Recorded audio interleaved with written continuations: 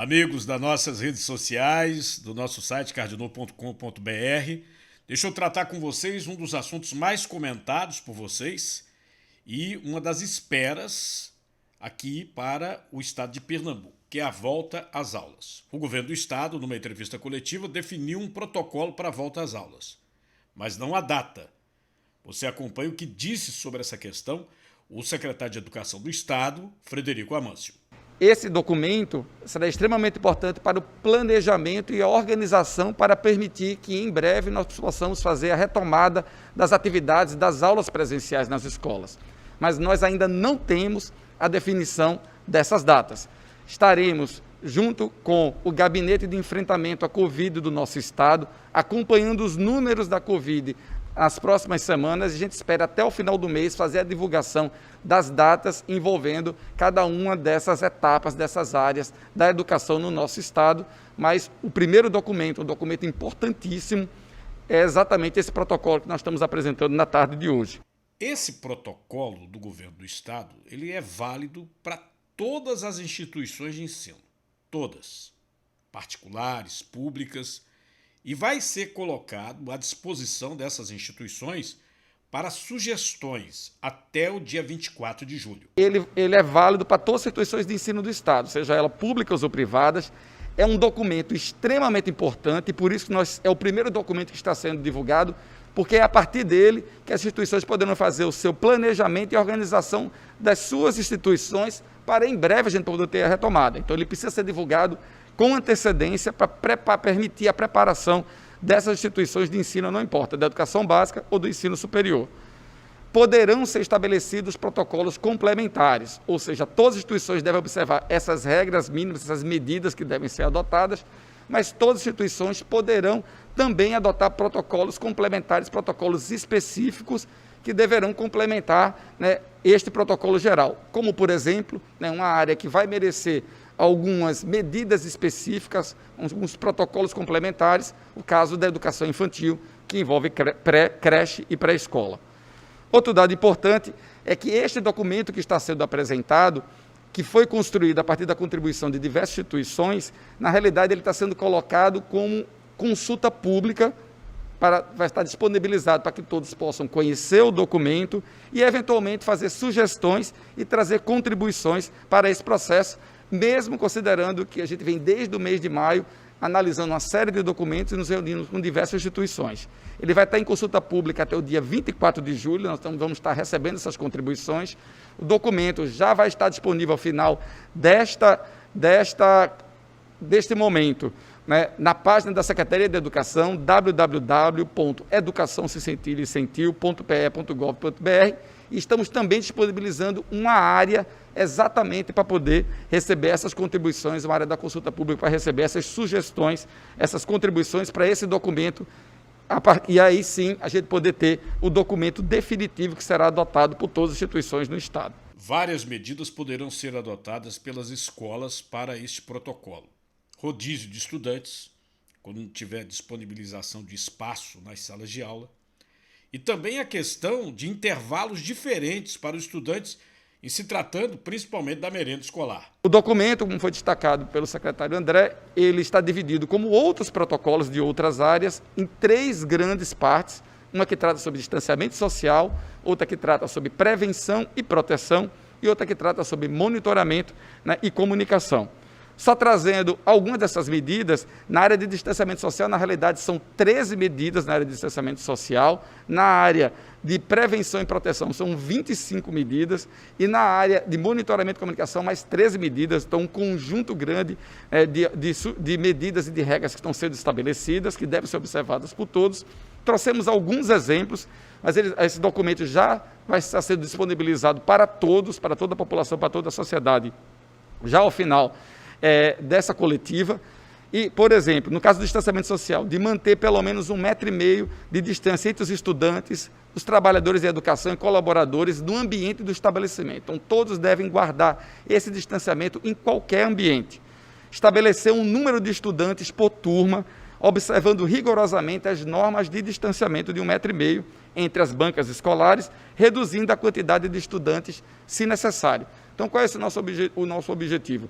De garantir esse distanciamento de 1,5 m, o que poderá implicar em diversas instituições na redução da quantidade de estudantes, porque a gente vai ter o número de estudantes, vai ser determinado pelo tamanho da sala de aula e da quantidade de estudantes. Então, a gente pode ter uma diminuição do número de estudantes, que poderá implicar numa redução do quantitativo de estudantes diariamente nas escolas e também em algumas instituições na implantação de um sistema de rodízio, para que todos possam ter acesso também às atividades presenciais. Então, essa é uma novidade, uma mudança importante, e não é apenas aqui no nosso estado, praticamente em todo o mundo vem sendo adotado medidas como essa, que são elas que garantem que a gente possa garantir o distanciamento e a gente permitir que todos possam ter acesso às atividades na escola, mas provavelmente também associadas a atividades não presenciais, atividades que já vão sendo desenvolvidas. E um outro exemplo de medida que consta do protocolo de promover diferentes intervalos de entrada, saída e alimentação entre as turmas com o objetivo de evitar aglomerações. Então, é muito comum várias escolas terem um horário único de entrada, um horário único de saída e um mesmo horário de intervalo. Então, a nossa sugestão é que sejam feitos ajustes nesses horários para criar pequenas diferenças de horários entre turmas, entre anos na escola, de entrada, saída e de intervalos, para que a gente não tenha aglomerações em determinados momentos na escola. Nas escolas, elas vão ter que se aperfeiçoar para esse momento crítico, né, que estamos atravessando.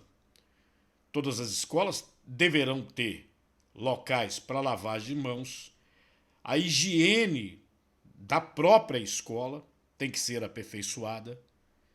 E uma questão também que chamou a atenção foi a utilização de alguns cartazes para sinalizar aos estudantes, aos funcionários das escolas, aos professores, tudo aquilo que devem ter como importante no ambiente escolar. A obrigatoriedade de uso de máscaras não vai ser diferente nas escolas, vai ser obrigatório o uso de máscaras em todas as nossas escolas, devendo ser observado algumas orientações específicas, né, quando se tratar, né, de crianças até 2 anos de idade. Então, essas vão merecer um tratamento diferenciado. Disponibilizar para uso dos estudantes, trabalhadores da educação e colaboradores, local para lavagem frequente das mãos, provido de sabão, toalhas e papel, além de disponibilizar álcool 70 em pontos estratégicos. Então, os 2 itens são importantes. O uso do álcool, né, 70 para a higienização, por exemplo, na chegada do ambiente da escola, mas um dos pontos mais importantes está nos protocolos, como foi destacado pelo secretário Adelongo, da própria Secretaria de Saúde, o protocolo geral do Estado, da importância da lavagem constante das mãos. A nossa orientação é que sejam criados pontos específicos, não apenas nos banheiros das escolas, mas pontos específicos com lavatórios para que seja utilizado pelos estudantes, de preferência em locais abertos.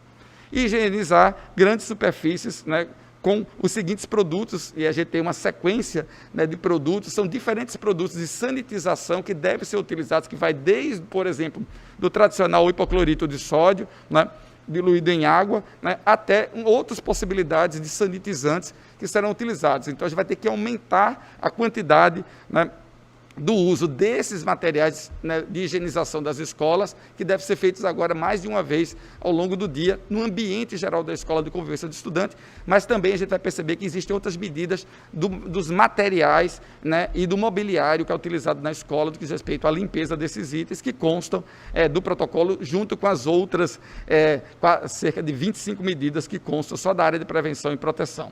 E alguns exemplos da área de monitoramento e comunicação: elaborar cartilha com orientação sobre cuidados básicos e de prevenção, para disponibilizar pela internet para os estudantes, para os trabalhadores, para os colaboradores e também para as suas famílias. O grande segredo de garantir o funcionamento e o resultado, como vem acontecendo nas medidas de isolamento social que vêm sendo adotadas pelo Estado, é o trabalho de conscientização, de orientação, do compromisso de todos, né, com esse trabalho. E aí vai ser extremamente importante a gente usar todos os canais possíveis para envolver os estudantes, professores, toda a equipe da escola, mas também os pais que vão nos apoiar nesse sentido, para que sejam adotadas essas medidas, essas cartilhas vão ser obrigatórias. E também orientar os estudantes e trabalhadores da educação nos estabelecimentos que apresentem sintomas, né, gripais e seus contatos domiciliares, né, que sempre que possível, qualquer tipo de sintoma, já acessar o aplicativo do governo do estado, o Atende em Casa, para receber de imediato as orientações sobre as medidas a serem tomadas e sobre os cuidados, né, e, se necessário, inclusive, procurar um serviço de saúde e que vai implicar, e tem uma outra medida nesse sentido, no afastamento daquele estudante ou daquele profissional do ambiente da escola naquele momento de imediato, para poder evitar a contaminação de outros profissionais e, é claro, o monitoramento permanente desses casos. E, por fim, uma outra medida, um outro exemplo, a fixar, né, as medidas de prevenção por meio de materiais visuais nos estabelecimentos.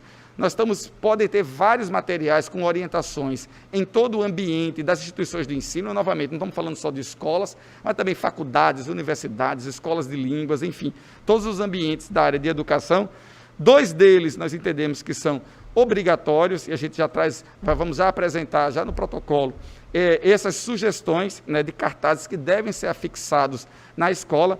Um deles, né, que é o primeiro que a gente traz como exemplo aqui, é um que trata das medidas, né, de prevenção gerais que devem ser adotadas pelos estudantes e por suas famílias na escola, então, que constam inclusive do protocolo, mas escolhemos algumas que são estratégicas para estar afixadas no ambiente da escola, para que todos os estudantes e profissionais possam visualizar. E uma medida extremamente importante de lavagem das mãos, e a gente também traz aqui um modelo de cartaz que deverá, pelo nosso protocolo, estar presente no ambiente da escola, deverá estar fixado na escola, né, com as orientações sobre todo o processo e os cuidados na lavagem das mãos. Enfim, essas são alguns exemplos, né, de medidas que serão adotadas dentro de um conjunto mais amplo. O secretário Frederico Amâncio destacou várias vezes durante a coletiva que não se tem ainda uma data para a volta às aulas. Isso não foi definido ainda, apesar da pressão das escolas particulares neste momento, né? Já falei aqui que queriam a volta dia 21 de julho. Não se tem ainda uma data e também não se tem como será a conclusão do ano letivo. Nós não temos, né, ainda definição das datas para a retomada das atividades no nosso estado, né? Vamos trabalhar fortemente para a gente fazer um trabalho especial para esse ano letivo de 2020, mas, como foi destacado na pergunta, isso pode implicar em a gente trabalhar os conteúdos, inclusive, envolvendo também o 2021, que é um conceito que é previsto na Lei de Diretrizes e Bases da Educação e que também consta do recém-editado parecer número 11 do Conselho Nacional da Educação, nosso órgão máximo da educação no país, que dá todas as diretrizes, no sentido de que a gente possa avaliar, né, esse processo envolvendo o ciclo 2020 e 2021. No que diz respeito especificamente à questão, especialmente no que diz respeito à questão da aprendizagem. Então, efetivamente, alguns conteúdos que a gente não consiga avançar em 2020 poderão sim ser objeto de um trabalho, de um olhar diferenciado em 2021. Com relação ao ano letivo de 2020, claro que o tempo que vai ser necessário para a conclusão do ano letivo está diretamente relacionado com a data da retomada. Então, a gente vai ter, na definição do novo calendário escolar, desse calendário escolar ajustado para o ano de 2020, a data de retomada vai ter um peso realmente bem importante. Mas, se necessário, sim, a gente pode avaliar a possibilidade de estender, por exemplo, até o mês de janeiro, até o mês de fevereiro, a depender da situação. Mas essa articulação do ano de 2020 e 2021 vai ser extremamente importante nesse processo. A definição final depende da data de retomada e também das orientações e diretrizes do Conselho Estadual de Educação, que deverá editar uma norma, né, nas próximas semanas para orientar, né, a questão do calendário escolar do ano letivo de 2020. Uma das coisas importantes nas escolas, tanto públicas como as particulares, é o uso das máscaras. A orientação é do uso de máscara para todos os estudantes na escola, em todos os ambientes. O único momento que ele não vai fazer o uso da máscara é durante as refeições, inclusive a gente estabeleceu um protocolo diferenciado, né, para o momento das refeições. Né? O tratamento diferenciado para alguns casos, isso deverá ser observado. E no caso especificamente do uso de máscaras, não tem estabelecido no protocolo quantitativo a orientação geral com relação ao uso de máscaras, que inclusive consta dos protocolos da área de saúde, é que se depois de um bom tempo seja necessário, porque ela já está muito úmida, foi usada durante um longo tempo, deve ser feita a troca dessa máscara. Mas o tempo de uso vai depender do tipo de máscara que está sendo utilizado pelo estudante, e aí vai depender, que pode ser de 4 horas, pode ser de 3 horas, então vai depender da situação especificamente, no caso da utilização. Mas a orientação que o estudante ele tem, como o uso é obrigatório, que ele sempre leve uma máscara, para, numa necessidade, fazer a substituição. A entrevista do governo do estado não agradou gregos e troianos. Aliás, pelo que eu estou vendo da repercussão, não agradou ninguém, né? Porque esperava-se uma definição, tem um protocolo, são algumas medidas que as escolas já vão ter que avançar, mas e daí? Tem data? Ainda não tem. Não tem data até porque nós vivemos ainda o dilema de não termos vacina nem remédio para tratar a Covid-19. Não se tem ainda um medicamento, uma vacina, nada conclusivo pela ciência. Mas uma repercussão muito grande junto aos pais, e vi também alguns sindicatos falando, principalmente na questão da escola pública, o problema do transporte, que é um problemão para o governo do estado. Porque não adianta o governo do estado falar em isolamento e não conceder um transporte público que possa ter esse isolamento. E nós temos mostrado aí nos nossos programas da televisão que, desde o primeiro momento, o calo do governo foi o transporte público.